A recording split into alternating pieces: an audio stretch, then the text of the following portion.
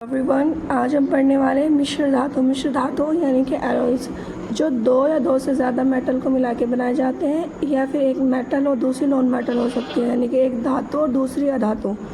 हमारे घर में भी होती है, जैसे पीतल है, ब्रास बोलते हैं सब, और ये कॉपर और जिंक से मिलके बनती है। कैसे याद करोगे? आपने किसी बर्तन में रस रख दिया, तो ब्रश रख दिया, उसे आपने पिया तो आपकी बॉडी में क्या आ गई? सूजन आ गई। इसे याद करोगे। तो ब्रास किससे मिलके बनती है?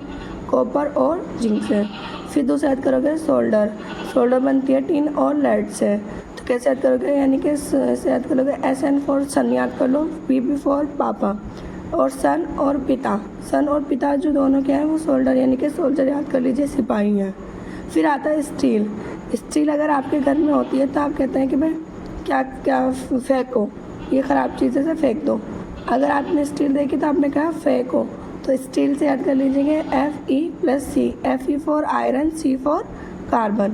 फिर आता है स्टेनलेस स्टील अगर आपके घर में होगी तो आपको फिक्र नहीं करनी, फिकर नहीं, यानी कि आयरन, क्रोमियम और निकल।